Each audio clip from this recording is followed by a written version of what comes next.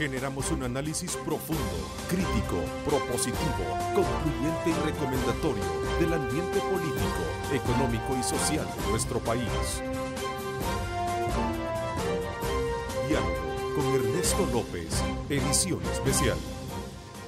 ¿Qué tal? ¿Cómo están? Un placer enorme saludarles a ustedes en esta preciosa mañana de día viernes. Gracias por estar con nosotros. Agradecemos a Dios Todopoderoso por darnos ese privilegio de poder ingresar hasta la intimidad de sus hogares. Gracias por estar en sintonía del debate político semanal de Diálogo con Ernesto López en esta edición especial. Este día, como siempre, acostumbramos saludar a nuestro panel, doctor Kirio Waldo Salgado, como siempre, gracias por acompañarnos. Sabemos que anda un poco afónico, pero su esfuerzo es valedero para poder sintonizarnos con esos análisis que tiene este día. Muchas gracias, que el Señor los bendiga a todos. Juan José Martel, qué gusto también saludarte. Es un gusto, Ernesto. Saludos a todos. Garry Zafie, ¿cómo estás? Muy buenos días. Julio Valdivieso, también como siempre te saludo. Buenos días, Ernesto. Buenos días a todos los televidentes. Bueno, este viernes en nuestra edición especial debatiremos sobre el acuerdo de la Corte Suprema de Justicia de elevar a secretos los informes de probidad respecto a investigaciones de funcionarios públicos.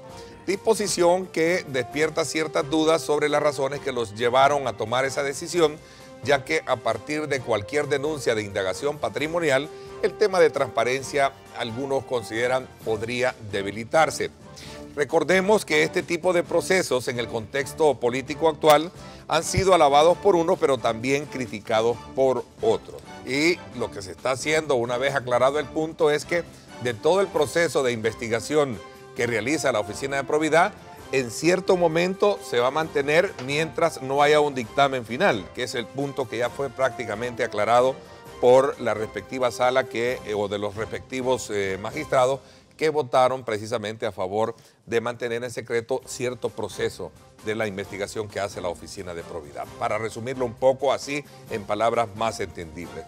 Otro tema que esperamos analizar este día con nuestro panel está relacionado con el proceso de elección de candidaturas internas de los partidos políticos que a la base de los últimos acontecimientos están ocasionando inconformidades entre sus afiliados. Si no, veamos el caso el día de ayer que tuve la presencia en este mismo programa de 3 ex precandidatos dentro del Partido Arena. En iguales términos también hay que reconocer que dentro de otros partidos políticos como el FMLN se han tenido iguales situaciones.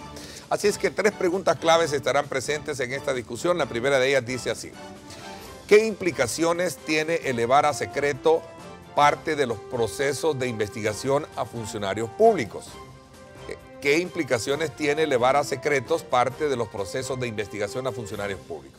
La segunda, ¿representa un adelanto o un retroceso esta decisión? ¿Qué significa? Vamos a la tercera, que dice qué tan fortalecidos o debilitados podrían salir o saldrán los partidos políticos al concluir sus procesos de elección interna. Recuerde que nuestros sistemas de comunicación están abiertos para que usted participe, @diálogo21, @Neto López Radio, son las 2 cuentas en Twitter que están disponibles para que usted se comunique con nosotros y pueda interactuar. Nos interesa conocer, desde luego, la opinión sobre este programa. A ver, gracias nuevamente por acompañarnos. Sin pretender hacer juzgamiento a priori, el día de ayer, y es retomado precisamente por los principales periódicos del país, una carta firmada por congresistas estadounidenses, tanto demócratas así como también republicanos, para investigar un funcionario del gobierno salvadoreño actual, y esto desde luego ha despertado muchas inquietudes que hoy en este programa no podemos pasar por alto conocer sus impresiones, ya que es un tema, ya que no es tema central, pero obviamente queremos conocer la opinión personal que tienen ustedes en este tema. A ver, doctor Salgado. Le agradezco mucho, porque en esta cuestión me imagino que se refiere a lo del señor José Luis Merino. Sí. En esta cuestión de José Luis Merino, el comandante Ramiro, durante la guerra, hay otros aspectos que están fuera del verdadero objetivo que deberían de tener los senadores de Estados Unidos. Sobre el comandante Ramiro o José Luis Merino, desde hace muchos años, viene empezando estas acusaciones: narcotráfico, tráfico de armas, lavado de dinero. De las Fuerzas Armadas Revolucionarias de Colombia, FARC. Es más, en una computadora que fue decomisada al comandante Reyes cuando fue muerto en un bombardeo, aparece justamente el nombre de José Luis Merino, comandante Ramiro.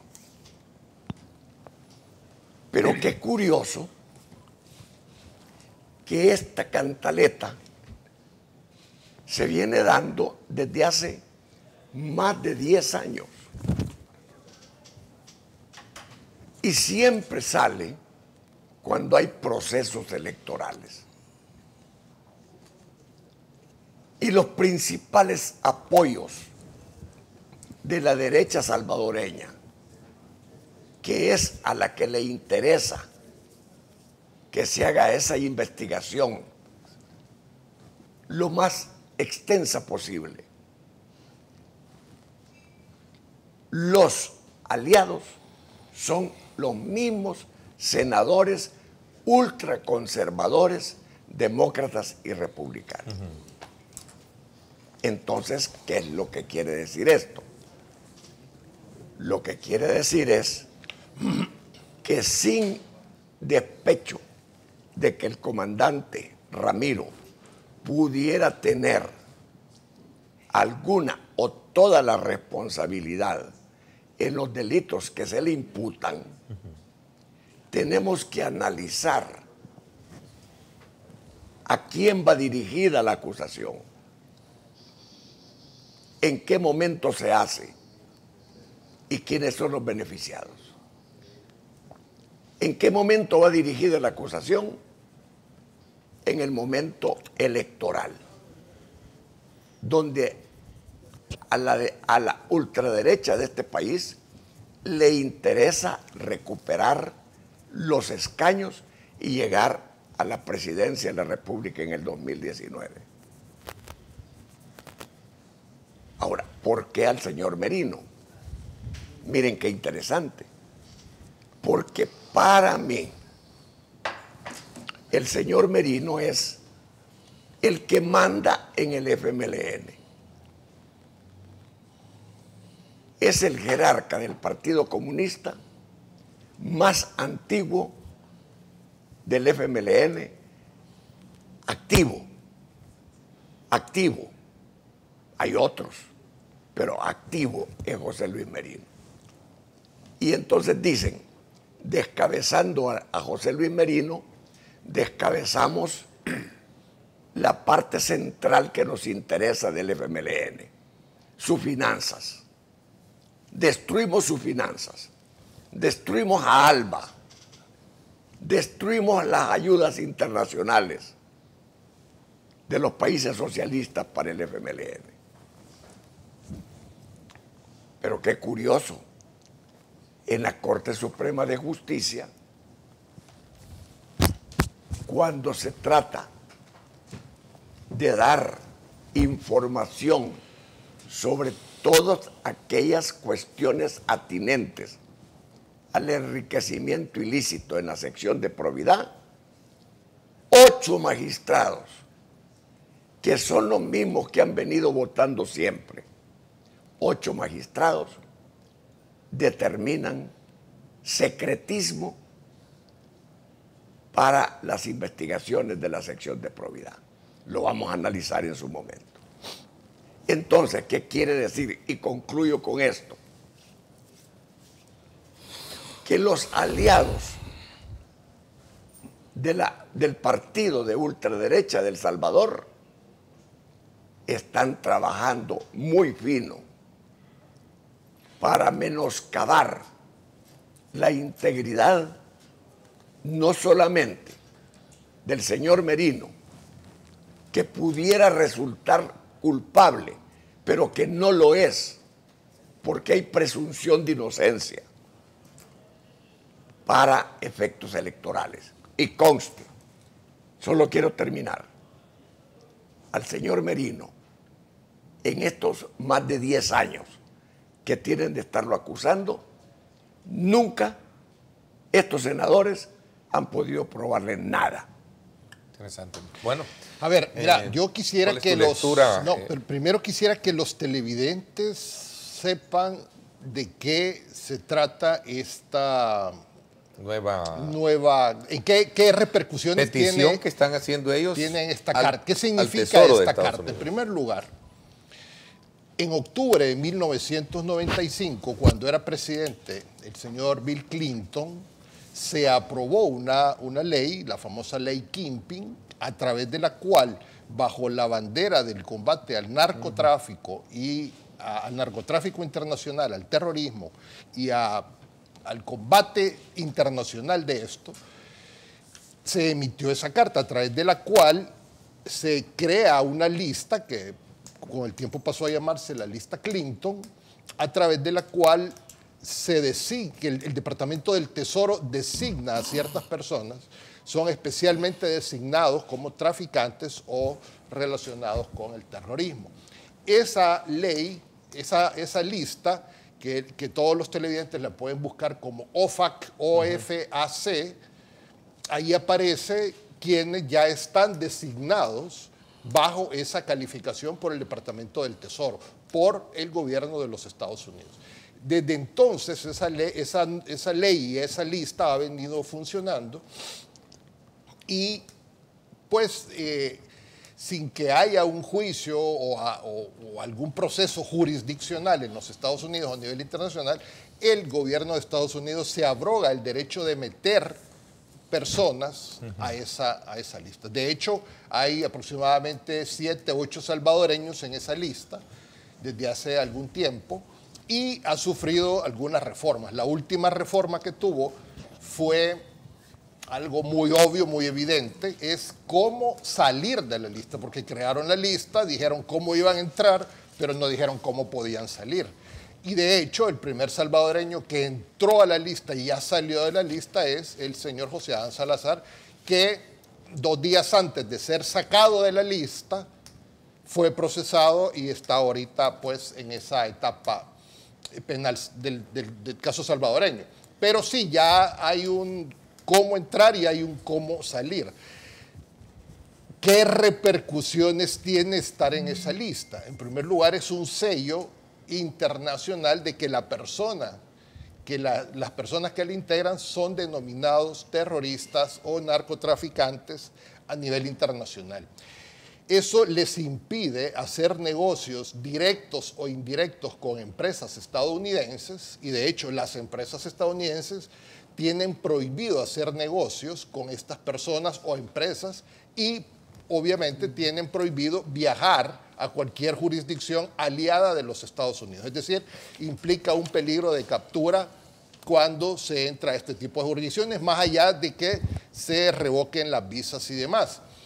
Ahora, el proceso para el ingreso está determinado por esta ley de 1995 y es precisamente investigaciones a través de las embajadas de los nacionales que entran a la lista, quienes hacen reportes y se presentan para que el Departamento del Tesoro, o sea, el Ministerio de Hacienda en Estados Unidos, evalúe y meta en la lista o no meta en la lista de estas personas. Me llama poderosamente la atención que esta carta de estos 14 congresistas republicanos y demócratas coincide con 3 momentos cruciales recientes. En primer lugar, con la famosa reunión de Miami, la reunión de la que el viernes pasado estuvimos conversando, en el que se abordaron muchos temas de la relación Estados Unidos con El Salvador, particularmente con el Triángulo Norte, combate a la corrupción, etc. Ese es el primer momento. El segundo momento, cuando esta semana la embajadora de los Estados Unidos va a la Asamblea Legislativa y sufre unos desmanes de carácter político por el FMLN en el día de las relaciones El Salvador-Estados Unidos. Eso a mí me llama poderosamente la atención. Y bueno, y eso es, para mí son dos elementos sumamente coincidentes. Entonces, eso es las repercusiones que tienen esas cartas. Julio. Bueno, yo creo que el hecho de esta noticia hay que enfocarla desde mi óptica con varios mensajes. El primero es un mensaje eminentemente político, es decir, está siendo enjuiciada no solo una persona orgánicamente con el FMLN, es un funcionario de gobierno el que hoy por hoy está ostentando ese cargo. Sin embargo, creo que la gran duda, y como lo planteó Kirio, que ha venido siendo investigando el señor Merino desde hace mucho tiempo, creo que en este país uno de los grandes problemas que se tiene es precisamente esa incertidumbre, esa inestabilidad que se mantiene permanentemente, no solo en el caso específico del señor Merino, sino de un montón de personas que están siendo investigadas. El hecho no es que se investigue, esa es una decisión, no solo en este caso de una petición de unos congresistas, sino que cuántas investigaciones que no se conocen realiza la Fiscalía todos los días en este país. Desde el delito más pequeño hasta el delito más atroz que pudiese imaginar. Yo creo que el tema no es que se investigue, el tema es que haya resultados de la investigación para un sentido o para otro, porque si se mantiene en un eterno limbo, en una eterna incertidumbre, entonces sí se dice, bueno, ¿qué es lo que se persigue? Simplemente es un fin electoral, es un fin de hacer un señalamiento sin fundamento, o al final, ¿qué es lo que está diciendo? Yo sí creo de que el más beneficiado, y oiga lo que voy a decir, en que esto tuviese un desenlace, debería ser el propio señor Merino. Porque lo peor que le puede pasar es esa falta de decisión que muchas veces hace más daño que la propia decisión. Porque cuando a alguien se le imputa un delito y no se le comprueba, pues debería de haber, jurídicamente hablando, una absolución. O viceversa. Sí. Si hay elementos, una sentencia. Pero ¿qué pasa en los dos casos? Que se acaba la discusión y la percepción política. Se acaba entonces toda la conjetura de muchos. Ahora, para efectos mediáticos, el señor Merino está condenado de hace 10 años, como lo planteó Kirio. Para efectos de percepción de la ciudadanía, eso ya pasó a otro plano. No, yo siento de que es válida la duda que pueden tener los congresistas, porque además no sabemos la magnitud de las investigaciones, no sabemos qué elementos de juicio manejan. Por supuesto que deben manejar muchísimo mejores investigaciones que las propias nuestras, pero si eso es de esa magnitud, creo que el Estado debería de llegar a una definición, y ese es un gran reto que va a tener la Fiscalía. Hay elementos de juicio para iniciar ya el proceso y llevarlo a sentencia, hay que proceder. Creo que el país no puede darse ese lujo. Es que el juicio no es aquí, Julio. No, bueno, si además, se supone... La investigación no es aquí. Es una investigación al Departamento del Tesoro que hacen 16 o 18. Pero entonces no necesita la denuncia aquí. Allá que lo sigan y allá tienen otras reglas. Eso que están diciendo y aquí allá no es juicio, es investigación. Allá es investigación. Aquí lo que está diciendo, y lo sabemos, ¿no? Esta es una forma de iniciar un proceso penal, ya sea por denuncia, aviso o por un hecho de todos conocidos. Es decir, puede considerarse como un aviso o una noticia criminal. Eso ya dependerá de la Fiscalía. Claro, pero por menos cosas se inician investigaciones en este país. Entonces, no veo eso, pero quiero concluir con los... Pero no perdas de vista lo que te dijo y recordó Garride, que existe una lista, la famosa lista Kitty, OFAC, que precisamente están varias personas que con el tiempo también han salido y prueba de ello es el más reciente. Del Salvador solo No, uno. solo y, uno. y el resto son pandilleros. Sí, ¿verdad? pero no estamos refiriendo a la lista. Yo lo que estoy diciendo es que esta denuncia, el carácter que tiene, ¿me explico? Le puede dar la apertura y yo creo que ya lo debe tener. De hecho, la Fiscalía lo anunció que iba a retomar el tema. Para mí no es si la inicia o no la inicia. Para mí es que debe haber una definitividad en cuanto al señalamiento que se está dando, porque no se puede mantener permanentemente a una persona en el se golpea muchísimo el tema de la presunción de inocencia en esto, es decir, porque unos a lo mejor ya lo condenaron y otros a lo mejor están con otras lecturas, ¿cierto? Bueno, de hecho, este día tienes tú una importante alocución, exposición sobre el tema de la presunción de inocencia que ASDER estará llevando a cabo para capacitar a un grupo de comunicadores en el país. Así que te deseamos la mejor suerte y la mejor lucidez en toda tu exposición.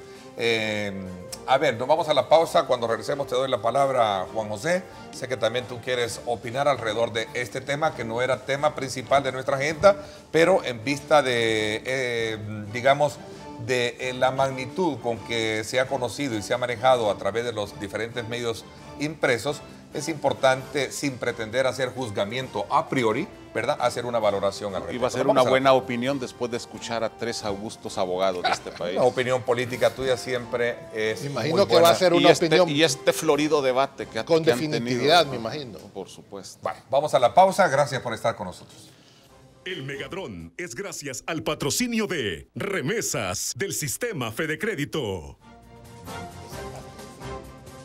Vámonos entonces hasta el Boulevard del Ejército, hasta el sector precisamente de Plaza Mundo, centros comerciales, Plaza Mundo y el resto de centros comerciales que también ahí está, ¿verdad? Para ser más equitativo en la mención para todos ellos. No sé cuáles son los otros que están ahí, pero ahí está Plaza Mundo, el más emblemático.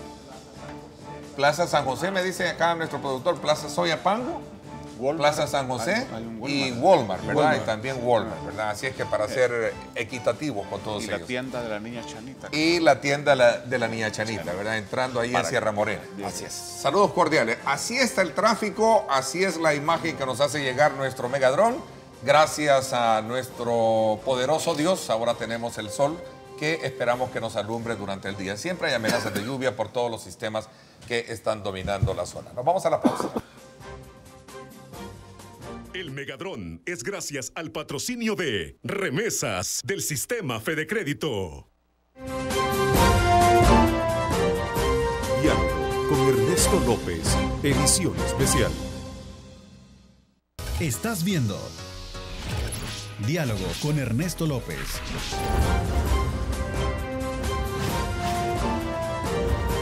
Diálogo con Ernesto López, edición especial.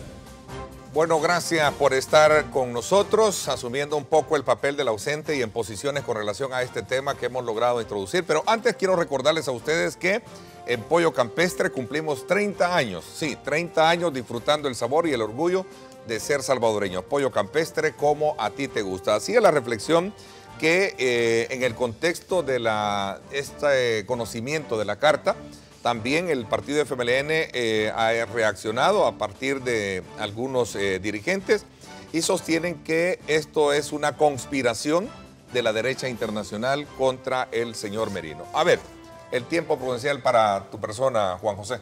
Claro. Bueno, llama la atención la conveniente relevancia mediática que ha tenido este tema, que en menos de 24 horas lo puso en la agenda nacional. Como que no hubieran problemas más graves en este país.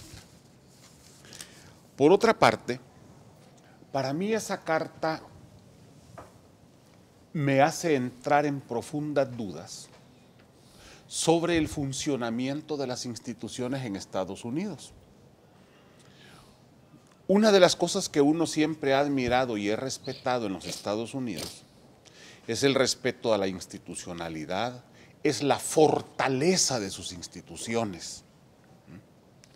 Pero ya cuando aparecen un grupo de congresistas conservadores, más que todo ligados a los grupos de cubanos en Miami, y le van a decir al Departamento del Tesoro, mire, investigue a fulano, cada vez se parecen más a los países subdesarrollados, en que la presión política quiere ejercerse sobre las estructuras de justicia en ese país. ¿Que no tendrá acaso la suficiente capacidad el Departamento del Tesoro de los Estados Unidos como para tener mecanismos y aparatos que investiguen estos casos? Y tiene que llegar un grupo de congresistas a pedirle que investigue a fulano o a sutano, igual que en cualquier otro país subdesarrollado, en que hacemos de la justicia un show político. Me pregunto. Y me pregunto porque, como bien lo decían, estamos a 9 meses de las elecciones y pareciera ser que la misma estrategia que hemos visto siempre se está volviendo a aplicar de manera mecánica. Siempre aparecen congresistas de distintos niveles, algunas veces aparecen congresistas de pueblo que los quieren traer como que son presidentes del Senado a hablar aquí, y están haciendo el mismo esquema de siempre que ya la gente ya conoce. Ya lo último que falta es la carta de la señora llorando, diciéndole a su hijito que es la última remesa que le manda porque si se pierde el Congreso van a expulsar a todos los... Es lo único que falta. Por lo tanto, lo que tenemos es una aplicación mecánica de una dinámica que la vemos cada vez que tenemos procesos electorales. Yo diría, estas son las cosas en que uno le debe de exigir seriedad al país, seriedad a los medios de comunicación. Aquí tiene que haber un principio de inocencia. Aquí tiene que haber un principio de mucha responsabilidad en el manejo de este tipo de temas. Perdón, pero nadie lo ha condenado. Cuando tú hablas de más responsabilidad de la prensa... Ni yo estoy condenando, no. Yo hablo de que debe haber mucha responsabilidad. Yo veo que no hay ninguna condena. Lo que se ha hecho es publicar precisamente lo de la carta firmada por los congresistas. Mira, hay mucha habilidad. Esa es una condena mediática. Hay mucha habilidad para poder presentar condenas mediáticas. Hay mucha habilidad para poder expresar solo a una de las partes y no expresar lo demás. Además de eso, hay convenientemente se eleva muchas veces la importancia mediática de ciertos hechos. Hay formas indirectas de hacerlo. Un medio de comunicación no va a decir, y tú eres culpable. Sí, pero desde el momento en que te lleva amarrado y vos vas con la cabeza agachada y te llevan casi en calzoncillos, es un mensaje concreto, casi de condena anticipada en lo mediático. Tú elevas la crítica a la magnitud con la que estás cuando las cosas se deforman. Estoy de acuerdo. Mire, pero es que eso... Y por eso exijo responsabilidad, fíjate, por eso exijo seriedad, porque no es justo que en esos casos se eleve y en otros casos se oculta la realidad. Pero recientemente muchos congresistas han estado mandando cartas felicitando al fiscal. Y está bien, y se han publicado. ¿Y por qué en el tema favorable sí les dan visibilidad y ahora no les quieren dar visibilidad? Yo voy a retomar. Si es que no es un tema nuestro ni de la prensa, es una realidad. Pero voy a retomar. ¿Ves por qué hay que hacer los planteamientos? Hay que defender principios y hay que defender instituciones, no personas. Yo quiero recordarte cuando habían habido señalamientos, en el caso anterior, cuando se juzgó al expresidente Flores y se ha juzgado gente de derecha, ahí nadie opina sobre el principio de inocencia. Ahí nadie dice absolutamente nada con respecto. Cuando se felicita al fiscal general, nadie dice, ahí no podemos deberlo. Yo creo que el tema hay que plantearlo en los principios y defendamos principios. Lo hemos dicho y personalmente lo he sostenido. Que el principio de inocencia es el pilar fundamental de la democracia en este país. Ahora, pero nosotros aquí podemos aplicarle el principio de inocencia al señor Merino y a todos. A todos, pero que fuera de la jurisdicción. Bueno, no esa ya podemos hacer nada. Lo que quiera hacer esa carta de los congresistas no está condenando a nadie. Está pidiendo una investigación. Pero no la podemos legitimar ni mucho menos verla con un tema más suave. El principio de inocencia aquí está garantizado. No, pero mira, Garrido, perdóname.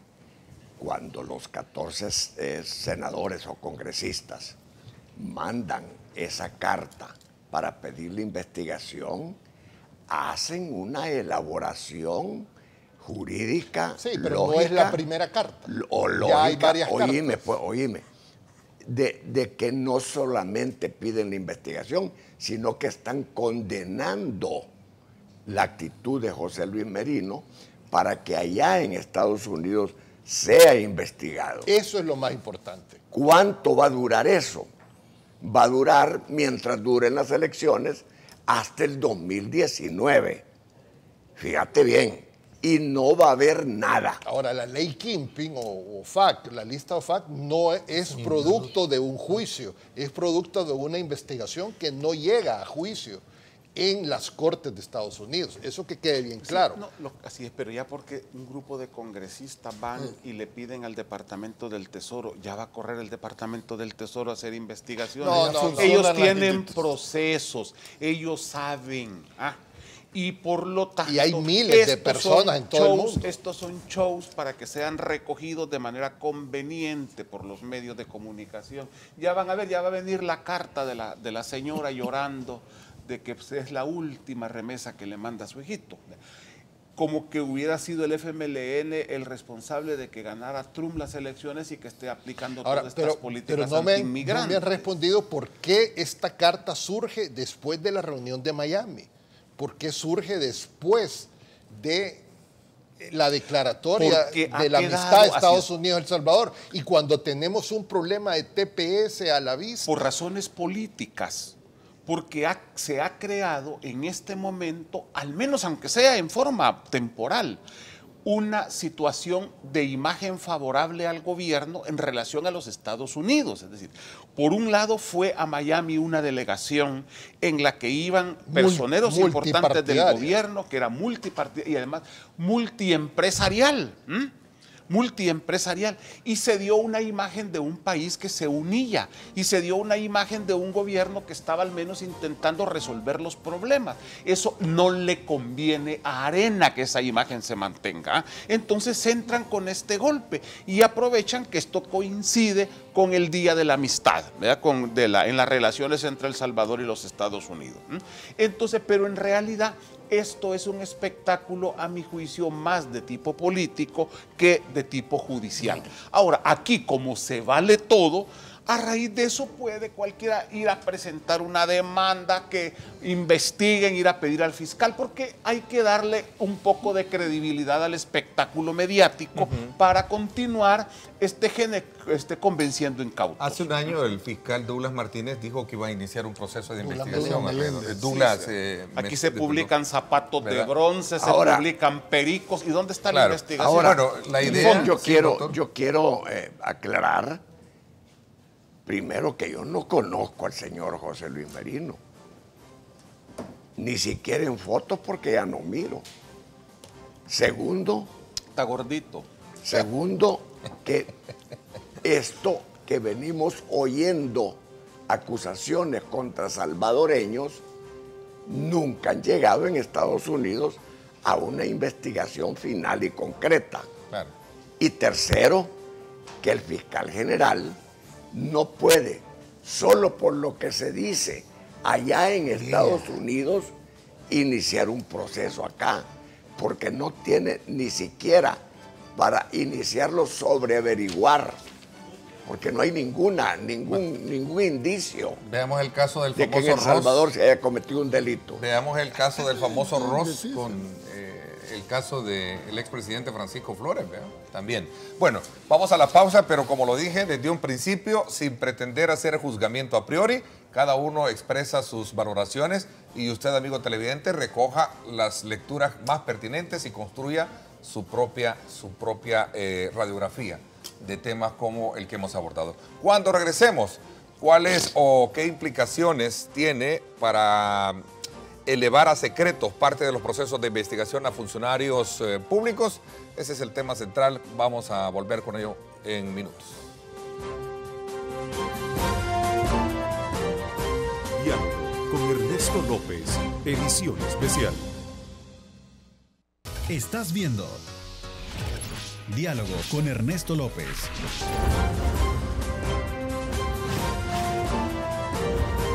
Diálogo con Ernesto López, edición especial. Bueno, nuevamente gracias por estar con nosotros en este viernes. Saludos muy cordiales. Recuerde, a las 8 de la noche el reprise de su programa por Canal 19. ¿Qué implicaciones tiene elevar a secretos parte del proceso de investigación patrimonial a funcionarios públicos, que fue una decisión que llevó la Corte Suprema de Justicia? Esto tiene dos facetas.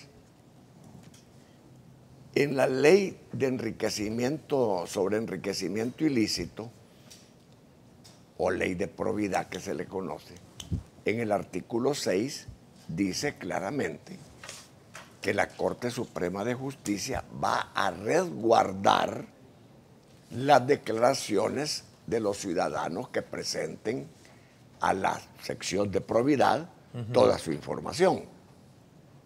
Esto no es de ahora, viene desde 1959. Lo que sucede, y así lo hizo la Corte durante muchos años, especialmente en el periodo de Francisco Flores.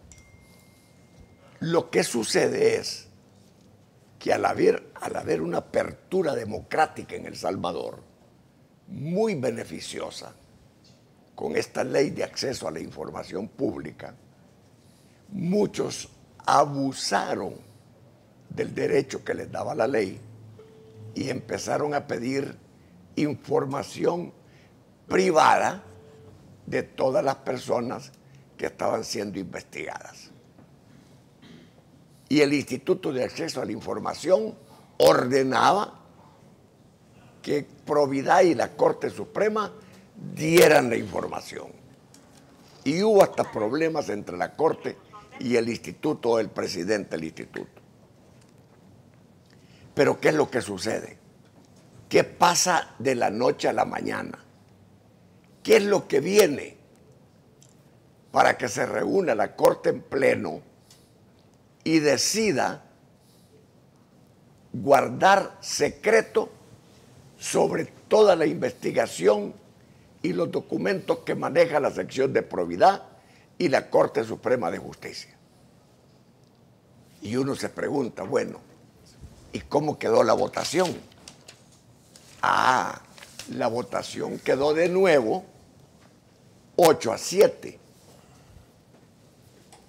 Hay que averiguar quiénes son los 8 que están queriendo resguardar el secreto de todos los funcionarios que están siendo procesados.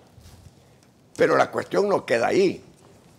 La pregunta es, ¿qué funcionarios vienen en estos días para que la Corte Suprema de Justicia decida que de esos funcionarios no se pueda conocer ni siquiera sus verdaderos nombres? Ese es el problema.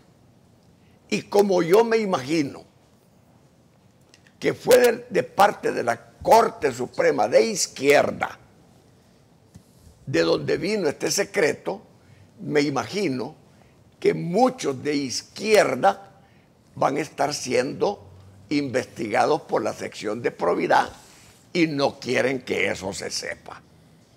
Así de simple. No hay más que... Hay más cosas. Hay un par de elementos. En primer lugar, el artículo 6 de la Ley de Probidad establece que lo que se debe mantener en reserva es la declaración. Es la declaración. Claro. Y ese es un tema bien importante. Ahora, luego viene una ley especial, que es la Ley de Acceso a la Información Pública, así como bien lo dice Quirio, posterior, y que viene a abrir... y que deroga aquello. En lo de la secretividad, ¿verdad? Y abre completamente a la información pública. Lo que yo quiero traer a cuenta es el debido proceso y la presunción de inocencia, de la que va a hablar Julio más tarde. El debido proceso y la presunción de inocencia en el marco de los procesos de probidad no se afecta haciendo públicos dichos procedimientos. Es decir, ahora los han declarado en reserva pero el procedimiento continúa. El hecho de que sea reservado o no reservado, lo que hay que asegurar es el debido proceso y la presunción de inocencia. Pero ahora lo único que han hecho es ponerle un velo de oscuridad a ese proceso que debe ser transparente. Para mí debe ser transparente y abierto porque está de por medio la cosa pública, está de por medio la imagen de las personas a las que nosotros elegimos como gobernantes y que pudieron haber hecho uso de recursos. Pero el debido proceso y la presunción de inocencia deben mantenerse, haya o no haya reserva en el procedimiento. Yo primero quiero, dijéramos como que lo pongamos en el contexto. Primero, la forma de votar hay que entenderla, porque pareciera o darse la impresión de que aquí hay buenos y aquí hay malos, que los 8 que votaron son los malos y 7 fueron buenos y se abstuvieron. Ese no es el enfoque. Es más adelante creo que ni siquiera debió haberse votado. Segundo, cuando se establece la reserva, yo en realidad no puedo entender por qué la Corte lo tuvo que hacer a través de una resolución. Y cuando digo la Corte, estoy hablando de la Corte en pleno, porque el hecho de que hayan votado 8 no significa que la resolución no sea legal. En los órganos colegiados, precisamente esa es ya no digamos en un tribunal supremo, donde hay diversidad de opiniones y de fundamentos. Al final la decisión es eminentemente legal. Puede estar cuestionada en cuanto a la legitimidad de que no goza de los 15, esa es otra cosa. Pero partamos de la resolución, es eminentemente legal. Y no podemos ahora venir a decir que cuando no nos satisface los intereses de la resolución, entonces eso están en contra de la transparencia. Eso no es correcto y hay que ponerlo en el contexto que debe de ser. Es más, ¿por qué mi tesis es que ni siquiera la Corte debió haberlo hecho?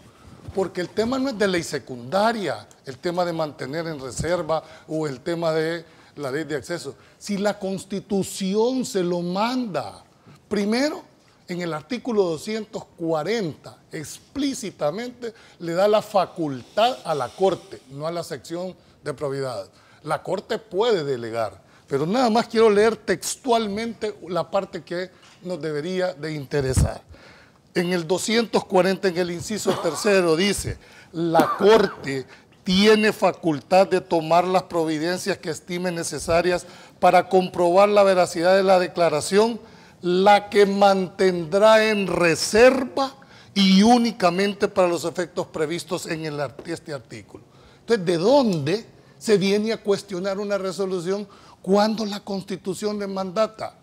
¿O no acaso la Constitución es de aplicación directa frente a cualquier ley secundaria?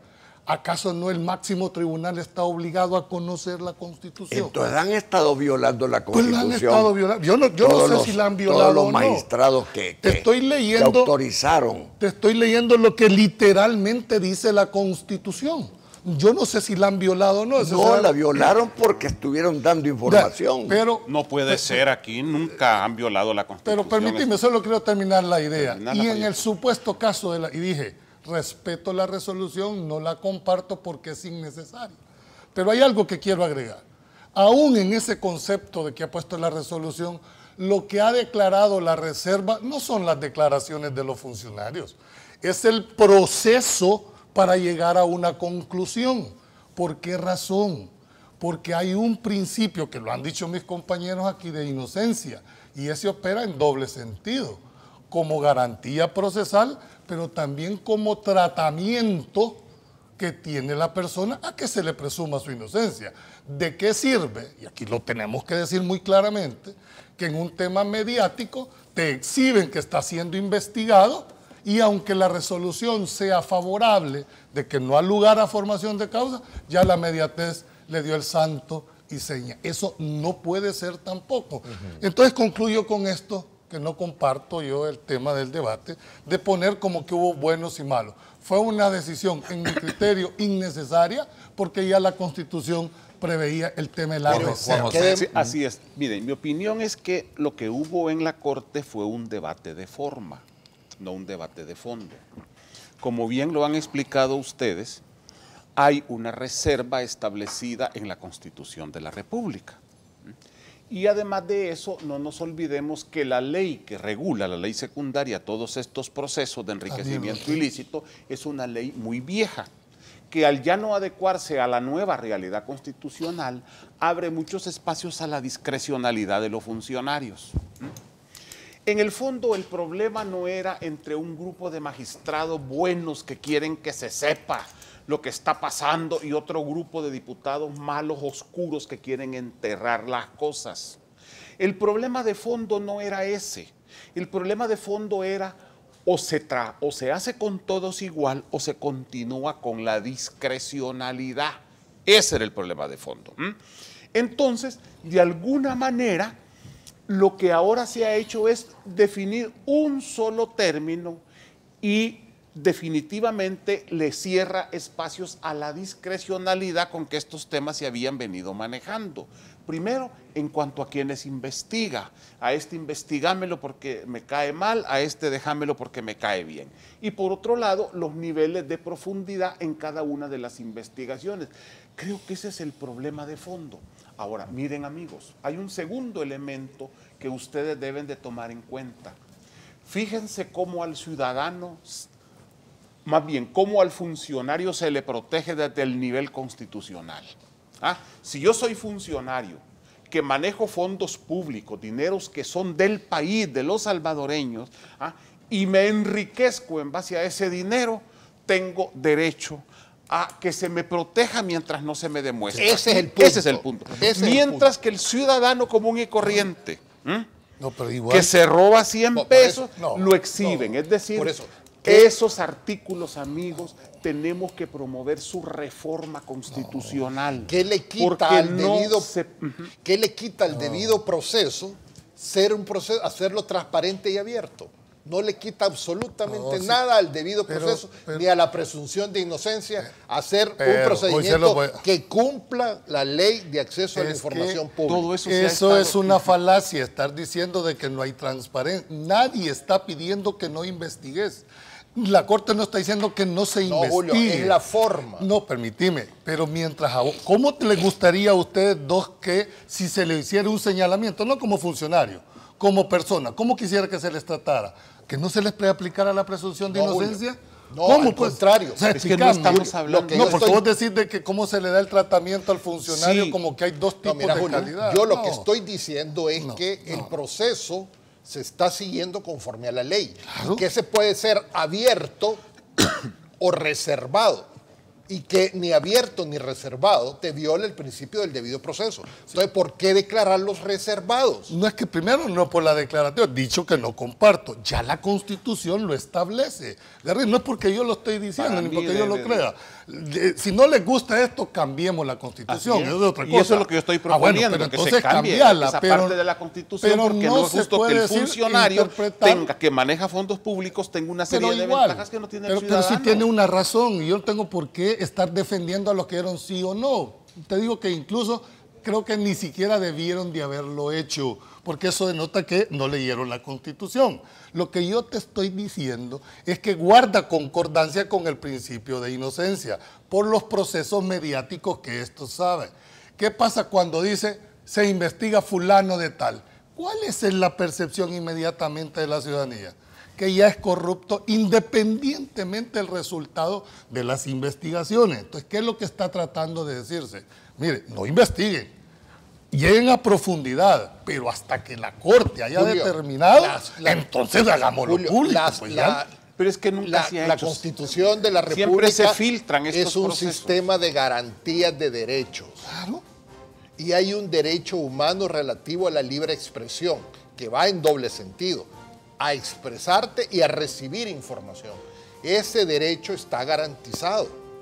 ¿Y cómo es posible que a través de una interpretación le estemos poniendo oscuridad o un velo a procesos que te garantizan el debido Mira, proceso? ¿qué es lo que ha pasado en la realidad? no. Independientemente Yo no- de lo que yo diga no la veo ley. por qué era necesario ponerle Hay reserva. procesos en probidad que se han filtrado de manera conveniente. Y antes incluso de que pasen a a la Corte Plena para ser Ya se evaluado, sabe. ya se conoce por Claro. todos lados Y que el está funcionario juzgado. se robó $500,000, Ajá. que tiene un enriquecimiento ilícito por 10 millones.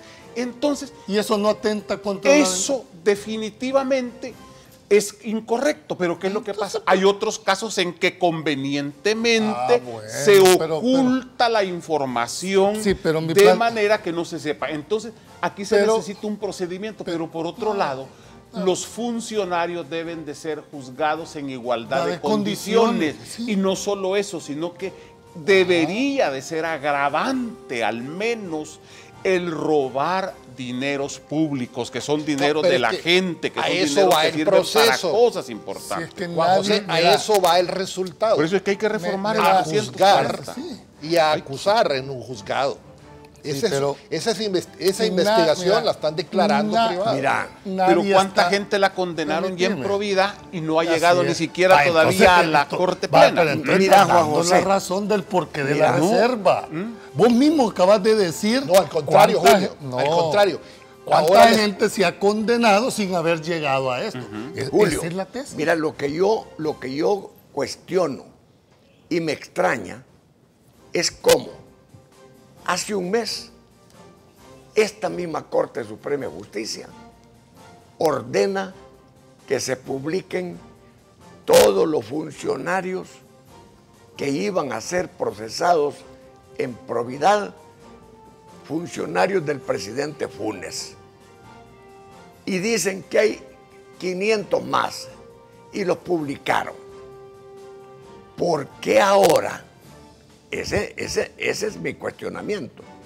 ¿Por qué ahora, un mes después, se acuerdan que existe el 240 de la Constitución y que existe el artículo 6 de la Ley de Probidad o de Enriquecimiento Ilícito? ¿Por qué? Porque quieren tirar un velo de oscuridad sobre lo que va a llegar. A eso me estoy refiriendo. Va, esa es tu valoración, que políticamente es entendible. Es que es política Pero, la sí, bola. pero yo no la estoy valoración. hablando en el tema político, yo estoy diciendo lo que dice. A ambos, bueno, cámbienla. No, pero mira, Cámbienla, si no... con reserva o sin reserva, lo importante es garantizar el debido proceso. Entonces, sí. ¿por qué darle reserva? O sea, si aquí se ha estado prevaleciendo el derecho, el derecho humano a la información, ¿por qué ahora vienen a agarrar una parte, una fracción del 240 si hay otros derechos más importantes que ya se estaban garantizando? Mira, Bueno. la Constitución tiene la parte dogmática de esta, que es donde se establecen los derechos y garantías de los individuos. El tema aquí no es si yo lo quiero o la Corte lo hizo. La valoración política, para mí, eso está ahorita en un segundo plano. El tema en este momento, en lo que está entrando a la discusión, es que no hay que hacer planteamientos de decir que va en contra de la transparencia el hecho de que no hay... Nadie ha afirmado que no se investigue, nadie ha dicho que no lleguen a la profundidad, utilicen el método que quiera. Lo que se ha dicho es, mire, hasta que no hay una decisión definitiva con carácter de firmeza de la Corte, no puede exponerse. ¿De qué hubiese servido? Termino con esto. De que mediáticamente se salga el nombre de una persona y al final la Corte venga a decir en base a las pruebas, fíjese que no ha lugar a formación de causa. Y entonces, ¿de qué sirvió? Si para Mira, efectos mediáticos ya Ok, está. me voy a la pausa y le voy a dar la Entonces, palabra cuando regresemos. Pero porque- solo, sí. solo quisiera es porque pareciera ser de que hay defensa. Señores, estos son principios, por eso no hay que referirse a casos concretos, porque si no defendemos los principios que ahora esta Constitución establece, el día de mañana no nos quejemos cuando se nos esté aplicando en las mismas circunstancias la Constitución. Voy a la pausa comercial. Gracias por estar con nosotros. Cuando regresemos, bueno, tenemos el otro tema, no sé qué tanto tiempo, tenemos dos. ¿Qué tan fortalecidos o debilitados saldrán los partidos políticos al concluir sus procesos de elección internas? Así es que ese es el otro tema que tenemos cuando regresemos.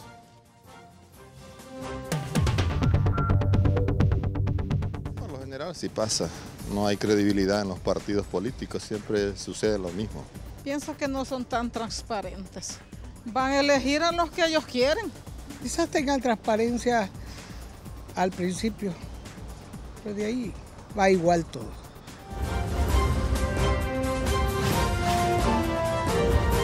Diálogo con Ernesto López, edición especial. Estás viendo Diálogo con Ernesto López.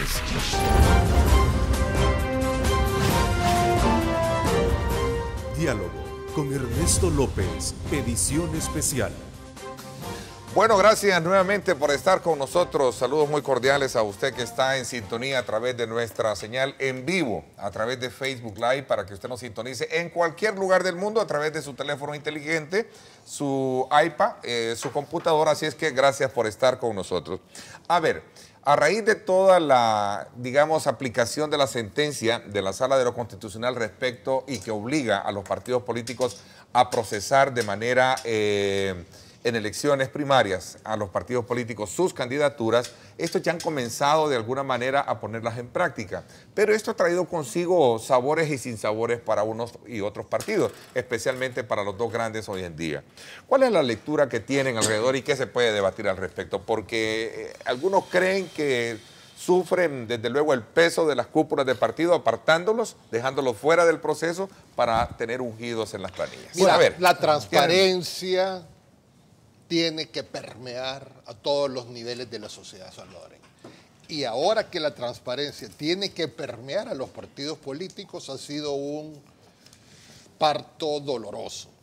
Les está costando a los partidos políticos abrirse a declarar sus finanzas y les está costando a los partidos políticos abrirse a los procesos democráticos. Los dedazos todavía se están dando. Veamos el caso de Arena en Santana, con la candidata alcaldesa y otros. Pero en el FMLN la falta de transparencia al no permitir a la prensa entrar a su convención. ¿Caso San Miguel también? Caso San Miguel, denuncias hay y van a seguir habiéndolas. Afortunadamente ya en menor grado. Pero para mí es proceso del parto doloroso de la transparencia a los partidos políticos. Mira, yo en este tema, primero hay que ver los dos aristas. En primer lugar, los partidos políticos tienen procedimientos, tienen estatutos. Dedocráticos. Pero como sea, tiene un procedimiento que establece las formalidades de inscripción, de valoración y de decisión. Entonces no conozco el procedimiento que tiene el partido Arena. Ahora, yéndose a la otra parte, debo de decirte de que independientemente, ¿cuál es el miedo de participar en la decisión para que las bases, entre comillas, puedan legitimar a un candidato? Es más, por ahí andan un par de políticos diciendo, miren, deberían de haber, y sobre todo en el partido Arena, deberían de haber candidaturas únicas, no deberían de haber procesos. Si es que esta no es voluntad del partido, esta es una ley de partidos políticos que obliga a los partidos a hacer los procesos. No es voluntad de la dirigencia o de la cúpula del partido decidir si hay o no hay procesos internos. Eso no es cierto. Sí, no, mira, lo que pasa es que estamos frente a procesos nuevos. Esta es una reforma reciente a la ley de partidos políticos que obliga a todos los institutos políticos a que tanto sus cargos de dirección interna como sus cargos a candidatos de elección popular tengan que pasar por una elección primaria, en que las bases tienen que ir a votar por su precandidato de manera directa, secreta. Eso es un buen paso porque está comenzándose a romper el esquema de la partidocracia, Fíjate el que esquema Pablo, del dedazo. Pablo Luer lo dijo en una carta que envió a los partidos políticos. ¿Qué es lo que esa? pasa? Es decir, hemos tenido décadas. Este sistema de partidos tiene, en su base originaria viene desde 1960 y en su base actual viene desde 1983. Tenemos un sistema de partidos más o menos consolidado, eso es bueno, pero ha sido autoritario. Entonces, ahora de repente se cambia lo que siempre se había hecho de un modo. Durante décadas habíamos hecho de un modo. Ahora obligan a cambiar. Pero, es lo que pasa. Pero más que una obligación debería de ser algo, Sí, algo que debería pero de hacerlo. Fíjate no, que Paolo lo dice sí, pero y en esa es que mira, declaratoria pero déjame lo plantea terminar. bien. Solo termino esta idea. Mira, todo proceso cuando empieza es imperfecto. Ninguno va a salir, ninguno de los dos grandes partidos especialmente va a salir ileso de estos. Todos van a salir con heridas, porque es el choque de lo nuevo y de lo viejo, de lo nuevo que todavía está naciendo con algunas imperfecciones y lo viejo que se niega a morir. Y eso es lo que estamos viendo en los dos grandes partidos. Es que el problema no es en sí un candidato único, el problema es que se quiera imponer el sistema de candidato yo ahí único. sí difiero, Hay ¿no? un momento, mira, hay pueblos donde nadie quiere ser candidato porque hay alguien que gana y el otro partido que quiere participar le cuesta conseguir a uno.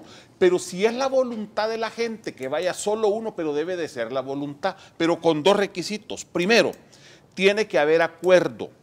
Segundo, tiene que ejercerse el derecho a rechazar esa planilla. Si resulta de que solo va una planilla, tiene que haber a la par el cuadrito para que la gente señale su rechazo. De esa manera vamos a ir perfeccionando estos sistemas. Es que si no caemos en que nada sirve, en que los políticos nunca van a cambiar. Juan José, tú estuviste por ahí cerca, entiendo, de la democracia cristiana. Sí, en los años 70, a mucho orgullo fui demócrata cristiano. Del presidente Duarte. No, antes. O antes. Yo estuve en la época en que el PDC era de oposición verdadera en los años 70. A lo que me refiero. Y me fui cuando se metieron al gobierno a principios del 80. A lo que me refiero es que la democracia cristiana era el único partido que tenía democracia interna. Y democracia interna de veras. Pero ¿qué resultó? En la muerte de la democracia cristiana por la democracia interna. Después el FMLN, cuando llegaron con todo su entusiasmo y fervor revolucionario, quisieron hacer democracia interna también y fracasaron. Ahora Arena, por obligación de la ley, todos los partidos políticos, incluyendo Arena, tienen que ir a democracia interna, a elecciones internas. Y está siendo fraccionada por ese motivo. ¿Qué quiere decir? Que en el país nunca ha funcionado a perfección la democracia interna. Es que mira, todo proceso de democracia interna requiere que también haya un correlato de cultura política ciudadana. De lo contrario se convierte en debilidad. Y ese ha sido el pretexto de los autoritarios. Es que el problema es que si hacemos internas y nos peleamos internamente, nos debilitamos frente a la gente que hace aplauso de todo eso, que es lo que estamos viendo en este momento. Yo estoy de acuerdo en que la democracia interna de los partidos requiere de cultura, pero no debe de ser prerequisito, no debe de ser pretexto el que no hay cultura para no abrir la democracia interna de los partidos. Julio. Pero fíjate de que la realidad termina imponiéndose. La gente creyó que cuando se dio la ley de partidos políticos, esto operaba de forma automática. Ya van a venir los procesos de selección interna y al final no es cierto que eso va a garantizar que vaya la persona a la cual respondan las bases. Hay que ver primero la forma de votación para designar. Si se sigue manteniendo el voto secreto o el voto a mano alzada. Es decir, hay formas de poder voto seguir. tiene que ser secreto en una primaria y con papeleta. Eso lo vemos a nivel teórico. El problema es en la realidad. Así es. ¿Cómo ves el proceso? ¿O tú crees que todos estos procesos internos llevan una dosis de pureza, una dosis de legitimidad? No, si ni siquiera. Realidad. Así es. Hay realidad. Es obvio. Ok, vamos a la pausa. Y decía Paolo en su carta esta Pureza semana, no vas a hallar nunca en pensaba ningún que habían proceso. entendido que las primarias no son son un trámite obligado por la nueva legislación de partidos, sino la oportunidad de dar un salto de calidad. Y eso les está costando a los partidos políticos. A todos. No, y les va a costar. Por los efectos que va a traer. Mira qué está pasando ahorita en la parte del sector de Arena. Están golpeando, porque la gente que tuviste el día de ayer está externando una inconformidad al habérseles negado el derecho a la participación democrática. Y eso les va a enseñar a los partidos políticos. Claro. Es que mira, el hecho de que alguien salga y diga, miren, a mí me están negando mi derecho, y se haga público, y así como hizo Ernesto que los trae a un debate a que explique, eso fortalece la democracia, porque ¿qué es lo que sucede? Se vuelve más costoso imponer que dejar que las bases decidan. En la medida en que la partidocracia se dé cuenta que los costos que paga por ser autoritario son más altos que los costos de abrir la democracia, en ese momento es que va a prevalecer la democracia. Por eso es que es clave la cultura popular. Interesante. Me voy a la pausa comercial. Cuando regresemos, un poco ya las conclusiones en honor al tiempo que avanza sobre los temas que hemos abordado. Transparente. Uno desconfía de ellos. Pero realmente somos libres de expresarnos, libres de elegir. Lo que pasa es que viene siendo lo mismo, ¿verdad? De que ellos se van eligiendo. Es una secuencia que ellos llevan que se van como pasando el poder.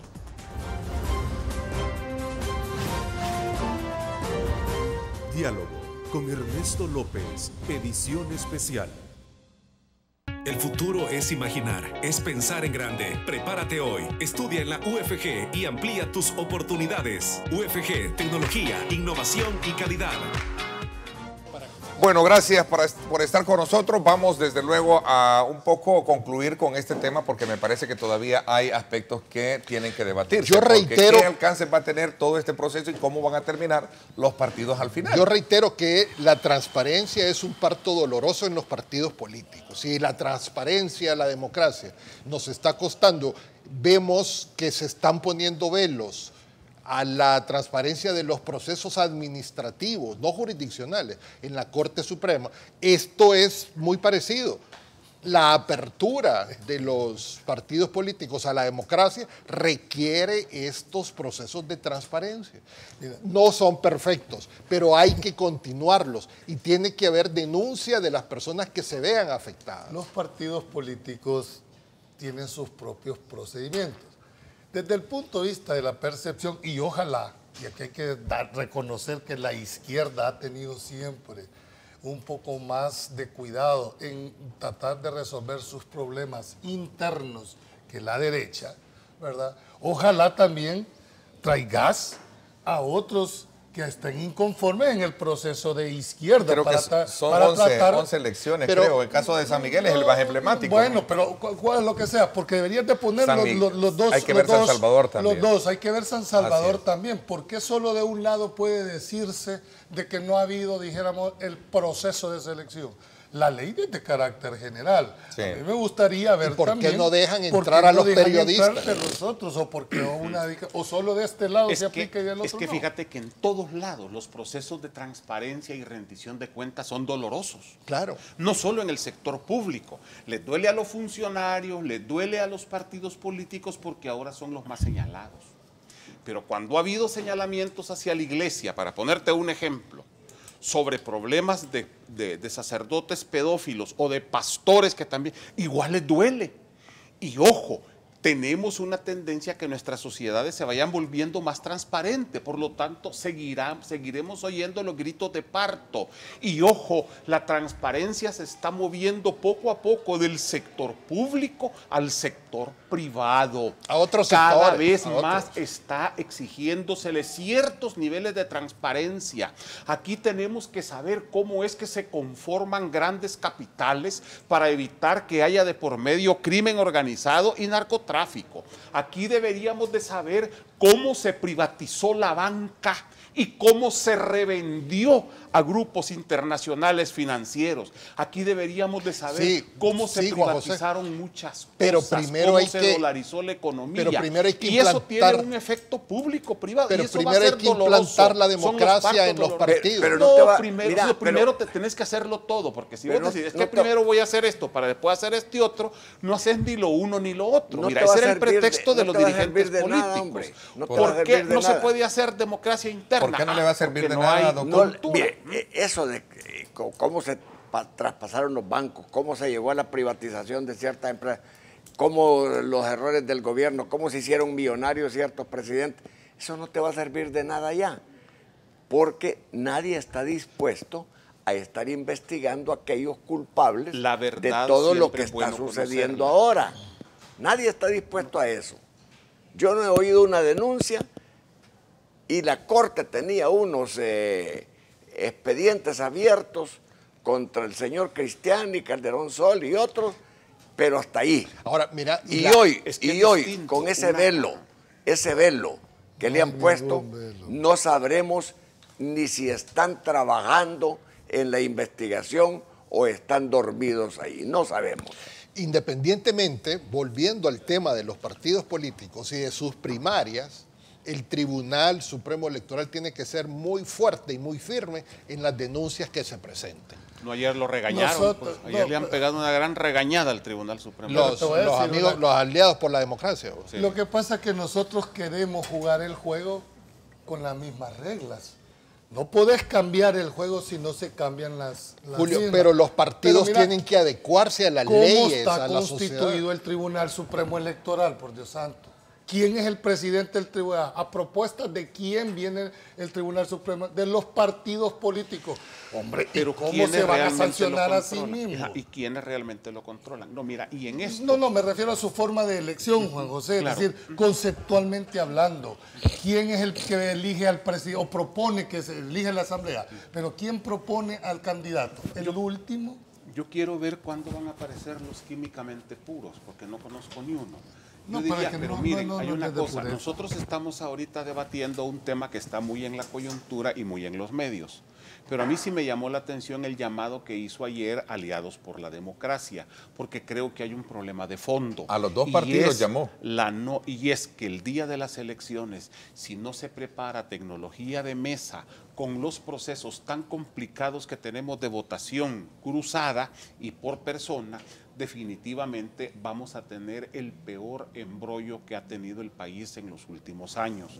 Yo sí creo que se debe de actuar con responsabilidad, pero el llamado no es solo al Tribunal Supremo Electoral a que haga pronto una licitación. El llamado es también a las fuerzas políticas y especialmente a las representadas en la Asamblea Legislativa para que provean las condiciones. No se puede, es impensable en las condiciones actuales en nuestro país que vayamos a tener un proceso electoral sin tecnología en las mesas. Pero hay un calendario electoral que ya está desfasado. Sí, pero les han quitado fondos, Julio, les han quitado presupuesto. Estamos a 9 meses de una elección y ni siquiera sabes cuándo se van a empezar a hacer las compras, las licitaciones, todo esto. Entonces, ahí es donde te preguntas, bueno, ¿y la regla del juego que no decía que ya estaban hechas las fechas en que debía iniciar cada uno? Sí, no, es que el calendario electoral existe y se está cumpliendo. En algunas áreas hay atrasos, y en otras pero en otras va avanzando el tema es el presupuesto. Gracias, quiero agradecerles por el tiempo que, como siempre, dan para que nuestro público pueda construir su propia lectura de los temas que abordamos. Doctor Salgado, gracias, que se mejore su garganta, Garrit, también gracias a ti. Bendiga. Julio, buena exposición, esperamos este día en el evento organizado por ASDER, donde vas a hablar sobre el tema de la presunción de inocencia. Gracias también a ti, Juan José. Gracias, un gran Agradecemos gusto. De todos esa fiel compañía que tienen a este programa, agradeciendo a Dios Todopoderoso por permitirnos, desde luego, ingresar hasta la intimidad de sus hogares. Gracias, pásenla bien y como siempre, y también nunca olviden amar a Dios sobre todas las cosas.